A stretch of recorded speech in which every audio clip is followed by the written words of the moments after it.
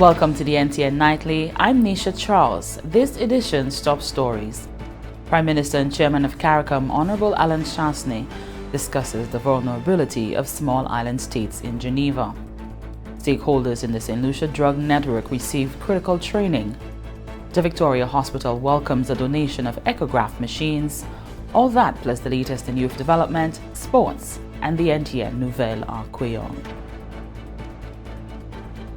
St. Lucia's Prime Minister and Chairman of CARICOM, Honorable Alan Chastanet, began an official visit to the United Nations office and the World Trade Organization in Geneva, Switzerland.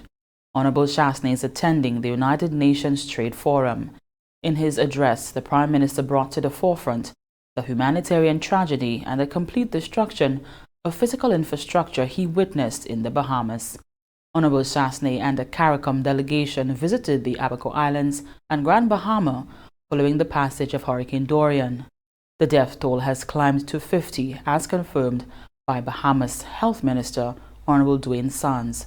Thousands of people have been left homeless by the monster storm. The forum in Geneva focuses on islands and coastal communities, and Prime Minister Chastanet spoke during the open plenary session on the topic of blue biotrade and climate change, building economic diversity and resilience. Anissa Antoine has more.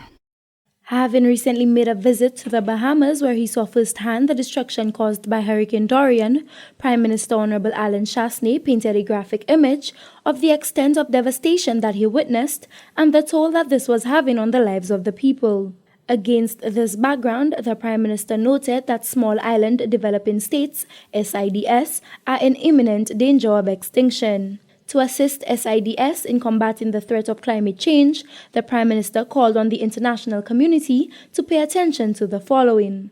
The Organization for Economic Cooperation and Development should not be classifying SIDS on the basis of per capita gross domestic product, but should instead use a vulnerability index in determining the countries which qualify for concessionary funding from multilateral financial agencies and development partners. The 100 billion United States dollars pledged under the Paris Climate Agreement to assist developing countries in their mitigation and adaptation measures to combat climate change needs to be delivered on.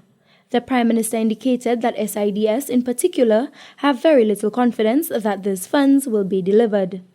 Prime Minister Chastanet suggested that an alternative path could be the creation of a dedicated fund for SIDS to address resilience in the context of climate change and reiterated his call for an SIDS foundation.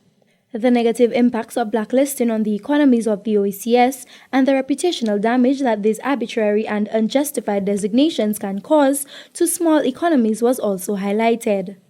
Following on from his meetings at the United Nations, the Prime Minister met with the Director General of the WTO. The meeting explored the importance of trade to growth and development. The Prime Minister highlighted the need to assess the full trade potential of the tourism sector.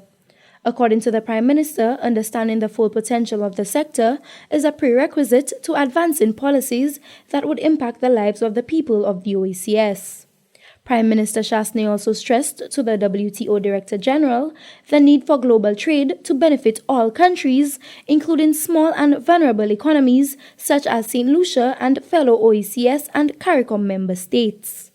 From the Government Information Service, I am Anissa Antoine reporting.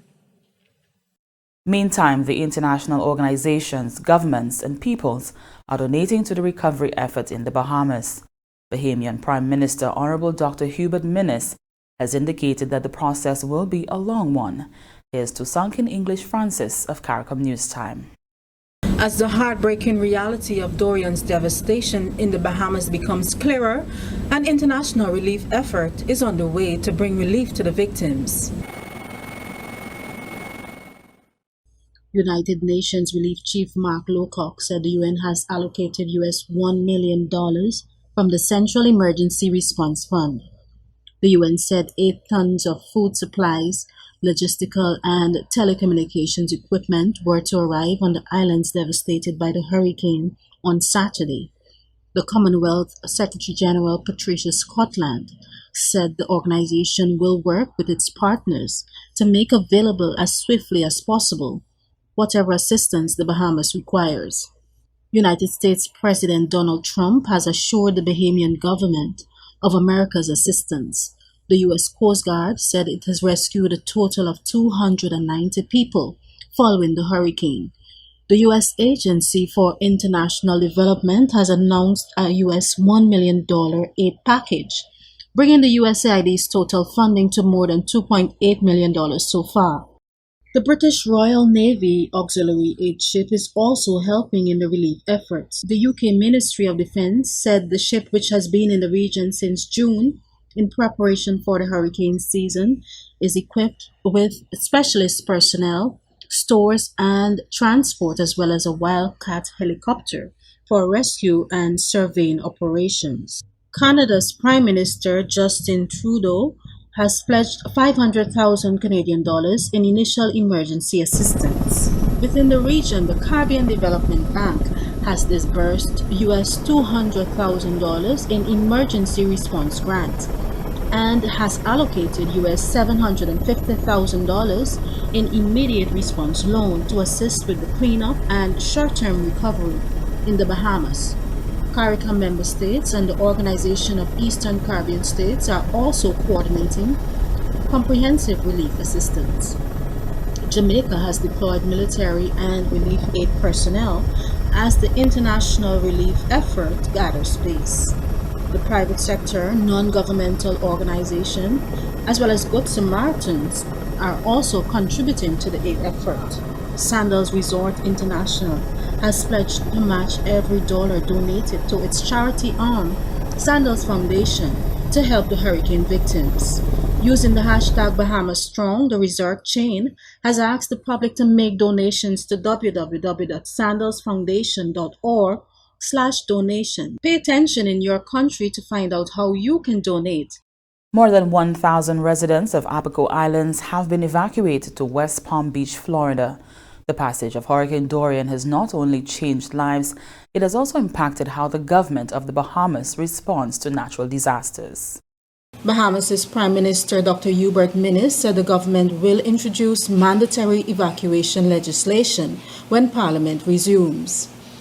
The government, international aid groups, and the private sector, as well as Good Samaritans, are assisting in moving storm victims to other islands, including Nassau and New Providence. Those islands were not affected by the hurricane. Sasanking English Francis of CARICOM News Time. The St. Lucia Drug Information Network has been strengthened following a stakeholder training workshop. Janelle Norville has the details. According to the World Health Organization, substance abuse refers to harmful or hazardous use of psychoactive substances, including alcohol and illicit drugs, prescribed or otherwise. Chief Medical Officer in the Ministry of Health and Wellness, Dr. Malin Fredericks-James, indicated that St. Lucia is hampered in its efforts of tackling the issue of substance abuse. The Chief Medical Officer noted that this was largely due to the lack of information, a limitation soon to be resolved with the implementation of the St. Lucia Drug Information Network.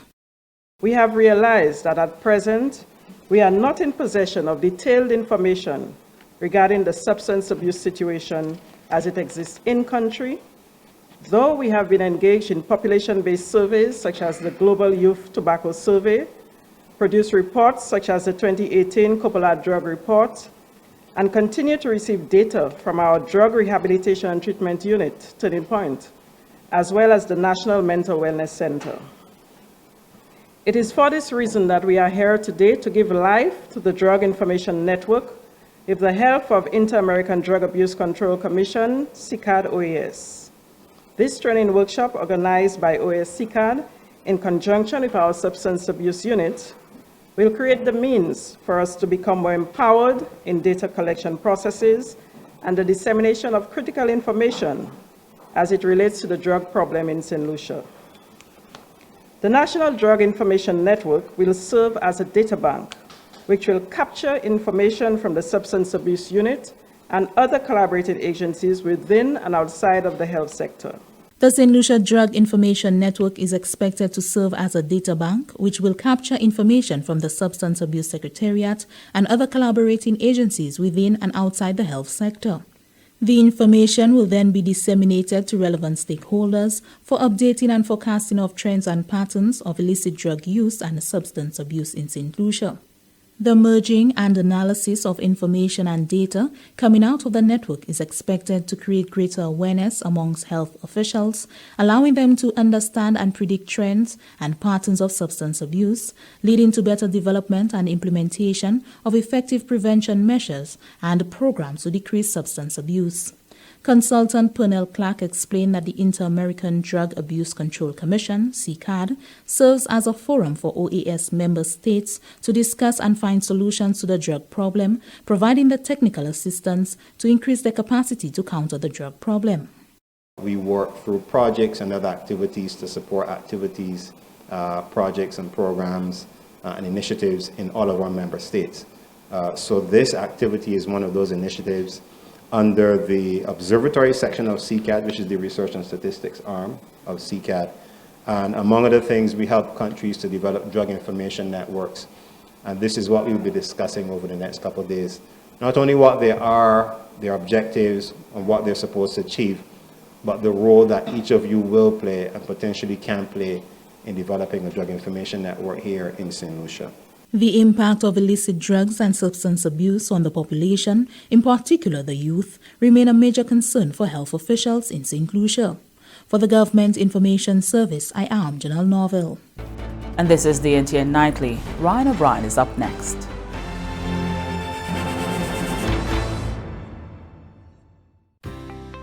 Be aware of and follow water conservation practices. Here are a few tips to help you save water. Wash dishes in a basin of water instead of a running tap. Soak pots and pans instead of letting the water run while scraping them. Check toilets for leaks by putting dye in the tank. If color shows in the bowl without flushing, there is a leak. A leaking toilet can waste thousands of gallons of water. Use a bucket instead of a hose to wash cars and reuse grey water from laundry to water plants. Water conservation reduces energy consumption and strain on the water distribution system. Conserve water whenever possible. And remember, every drop counts. A message brought to you by the Water and Sewage Company Incorporated, WASCO.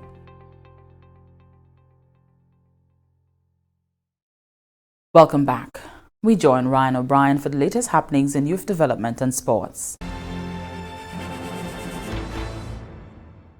Thanks, Nisha. Welcome everyone to news from the Ministry of Youth Development and Sports on the NTN Nightly News. I'm Ryan O'Brien. With schools reopened, the Ministry of Youth Development and Sports will be concentrating on getting their sporting events among schools for the first term of the new school year. In primary schools inter-district football, the highest-ranked teams will be placed into a group of 16 with competition set for October. Secondary, tertiary basketball, football, and netball competitions will be staged at two levels, under 15 and under 19. In under 19, there will be two categories as obtained last year, Division 2 and under 19 Big 8. The re-emergence of competition in basketball at the under 15 level will utilize the 3-on-3 format. Table tennis as well as tennis is set for November. September 11th and 12th have been set aside for registration for secondary tertiary basketball, football, and netball. Secondary and tertiary physical education teachers are scheduled to meet on September 16th with officials from the Ministry of Youth Development and Sports. September 23rd will be the commencement of the under 15 and under 19 Division 2 competitions, while the primary school's physical education teachers meeting is set for September 24th. The commencement of the under 19 Big 8 netball and football championships set for September 30th. The St. Lucia National Youth Council, the NYC, is getting into mobilization mode to be part of the recovery effort for the Bahamas following the massive destruction in the wake of Hurricane Dorian. Over the last few days, the NYC has been engaging affiliates to see how well they can get their membership involved in a humanitarian effort to get some supplies sent to the Bahamas. The NYC has solicited the assistance of members to assist in the recovery effort by gathering supplies that are desperately needed. An NYC spokesman told NTN Nightly they are in the process of finalizing drop-off points in collaboration with their members, so these supplies can be gathered and then sent to the youth organization in the Bahamas. And with that, we have come to the end of your update from the Ministry of Youth Development and Sports for today. I'm Ryan O'Brien. Thanks, Ryan. The Ministry of Health and Wellness and the administration of the Victoria Hospital have welcomed a very timely donation by the E-Club Caraïbe Association. Diagnosing illnesses and diseases are an important component of administering effective medical care to patients. A number of tools and techniques have been developed to aid in the proper diagnosis of illnesses and diseases. One such technology is the echograph machine used to diagnose cardiac conditions. The Victoria Hospital was the recipient of 2 such machines from the E-Club Caraïbe Association out of Martinique. Senior Medical Officer Dr. Shanna Sear Filbert says the donation could not have come at a better time. Over the years, St. Lucia has benefited tremendously, and I say that as a St. Lucian, from the goodwill of our sister French island Martinique, especially in the area of health. So many times we've been able to transfer patients so that they could get services, especially diagnostic procedures done, which we do not offer here in St. Lucia, and we, of course, are extremely grateful for that. As a ministry, we actually right now embarking on projects and programs which focus specifically on cardiovascular disease management, noting that non-communicable diseases, specifically cardiovascular diseases, contribute significantly to mortality here on our island. President of the E-Club Caraïbe Association, Dr. Charles Sensier, is elated that the machines are finally in the hands of professionals at the Victoria Hospital. It was not without listening to Dr. Sinak. Who is Dr. Sinak? Oh. And Joanna Salton, Council of St. Lucia, who believe in our approach. And special dedicates to Émeric Montplaisir, who allowed us to transship the machines. We are really happy today. The E-Club Caraïbe Association is a service club out of Martinique and hopes that this is the beginning of a fruitful relationship with St. Lucia. And stay with the NTN Nightly. Up next, Primus Hutchinson is here with the NTN Nouvelle Ark.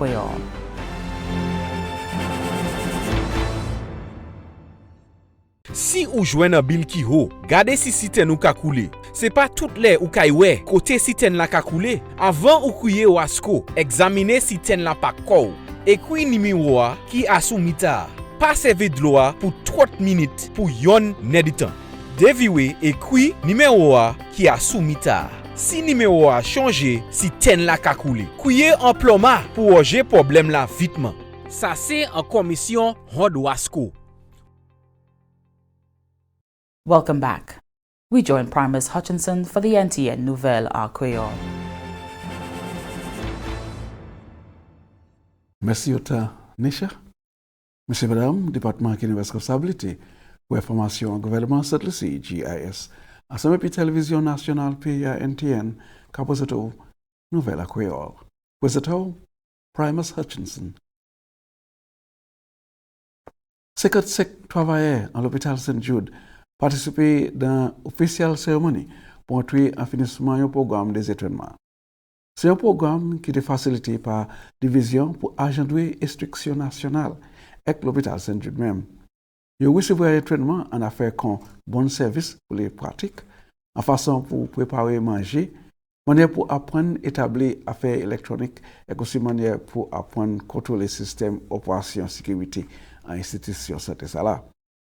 Officier d'éducation, Cynthia Polius Prescott, note que étonnement qu'à suivre principe organisation pour aider ou renforcer la collaboration en divers secteurs. Il a ajouté qu'il croit étonnement est nécessaire parce qu'il a fait à l'aide pour adresser la brisée établissement et qualité de changement qui a fait souvent en place de travail. Parmi l'autre officier qui a adressé cette cérémonie, c'était Go Greg pour bord l'hôpital Saint-Jude, Wayne Harrow, qui notait que ça c'était plusieurs initiatives qui ont pris cours pour aider ou renforcer la capacité des travailleurs côté yo ka etwene les travailleurs en divers départements cérémonie a été pour ku lady le 26 août l'année ici. Une délégation de l'hôpital des universités Martinique récemment visité l'hôpital Owen King pour offrir assistance technique en effort pour les professionnels sortis à l'hôpital Victoria pour entrer à l'hôpital Neuf-Sala. Secrétaire permanent au ministère de la Santé, Félix Hill, déclare qu'il est très plaît et puis collaboration gain médical Martinique comme Yojani Bonne Espérance en ligne Sala. Saint Hill remarque que gain médical là a adressé toute nécessité à façon Sala. Et pour premier des jours qui ont pays, ils ont examiné le système électrique, système service de l'eau, système gaz et plusieurs autres affaires des organisations pour l'hôpital Owen King. Avant ça, Gain Medical a été conseillé même qualité action ça à l'université l'hôpital Martinique côté la tenu un agrandissement pour faciliter avec l'autre service. Directeur des corporations à l'université l'hôpital Martinique, Christiani Bourgeois, dit qu'il est très important qu'il y ait renforcé la corporation médicale et puis cette ici. Il a ajouté que les travailleurs ont préparé avec tout plan bien placé, mais l'année affaires techniques qui ont ni pour adresser spécifiquement.